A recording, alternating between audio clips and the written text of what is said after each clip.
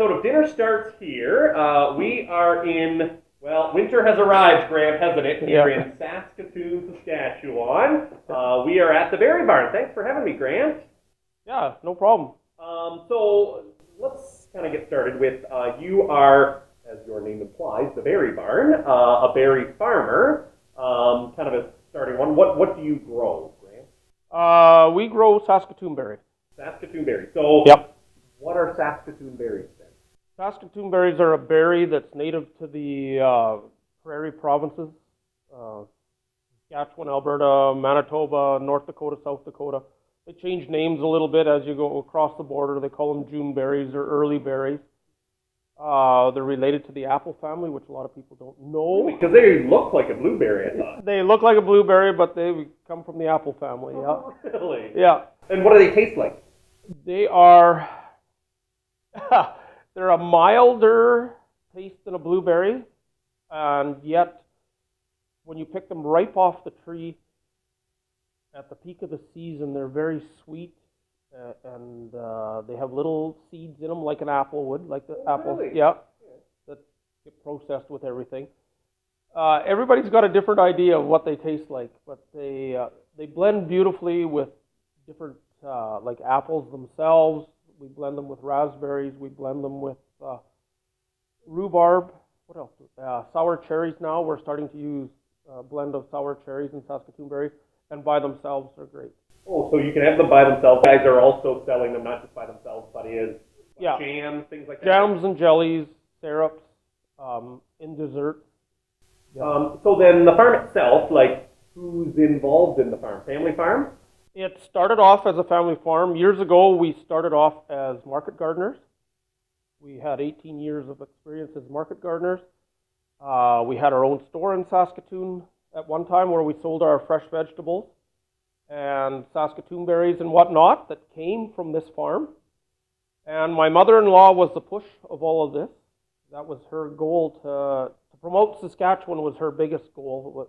And she was the push behind buying this farm when it came up for sale. She thought it would be much easier than market gardening was. And was she right, or is there more work yet? There's more to work yet when you deal with the public 7 days a week. Well, so that's really where I want to go. So obviously you have the berry.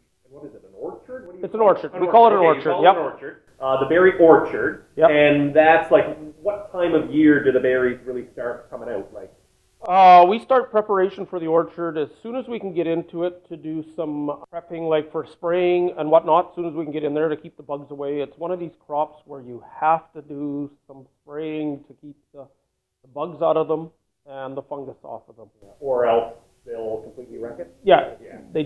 You just lose it. It's just part of the game. Like in the wild here, people, just to go back a step or two, the Saskatoon berry was a staple in the dirty 30s because it would come through the droughts, and that's the fruit that people lived off of in the dirty 30s. Really? Yeah. It took us a few years to really get our mind around them because we bought the place when it was an established orchard.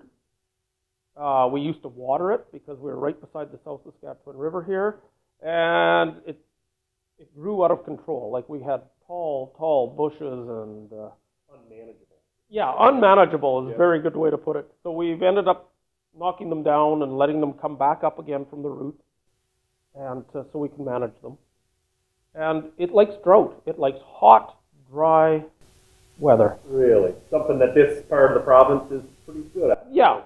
You know, we've gone through, like everybody else does, you know, we've gone through our wet spells here a few years back where we'd get too much humidity and stuff, and they don't like the humidity. Really? No.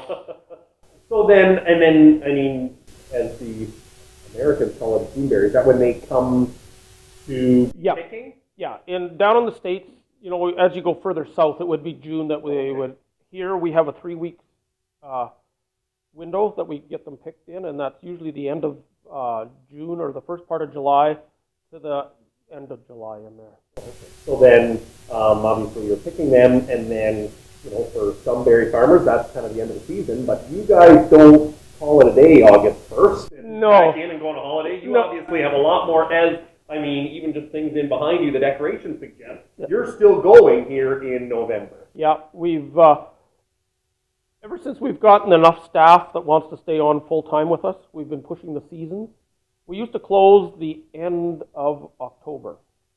Right after Thanksgiving, basically, we would basically shut it down. But then we started to do things like a haunted house in one of our greenhouses, and now we switch over into Christmas. We do a Christmas light show in one of the greenhouses, and we do all the animated stuff. Well, not animated here, but we have the characters for Christmas.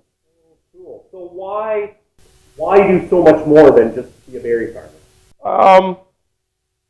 Why do we do that? That's a good question. Basically, it's because to keep the staff, to keep year-round staff. Really? Cooks and stuff, because we have a 180-seat restaurant that's thriving in the summertime. Like, we're a destination to come to. We have the beautiful South Saskatchewan River that runs right in front of us, and then people like just to come out and wander about and grab something to eat. We have the greenhouses that we sell, greenhouse plants, and garden decor that goes with it. Yeah. And then, I mean, you mentioned destination. You're also a destination from what Natalie was telling me, like in terms of weddings and receptions and things like that. Yeah, too. we've been in the wedding business for a few years. We're kind of pulling out of that a little bit, mostly because we can't keep up. Like, we've become popular, which is a good thing. We've become very popular. The restaurant, our kitchen isn't big enough to keep up with everything. To do that. And it's decisions we got to soon start to make, whether we add on or we drop things. And So then, kind of, what is next? Obviously, you guys love to try new things and push the seasons. And I mean, you're going till what, Christmas this year? We go to February Christmas. 1st? Yep. Like, what is next? Where do you see the farm going? More entertainment.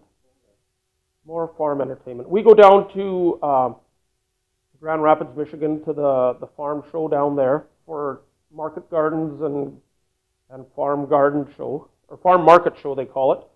And we've been doing that for years now, and we get ideas from other growers down there and other farm markets too. So, Cool. and then travel around, like we were out in Ontario, in Hamilton for a few days this year, and just checking out what farm markets we're doing there and stuff. So we kind of scour the country to see what others are doing, and I can see as people are getting more removed from agriculture, their roots are getting further and further away, that they want to come back and see it.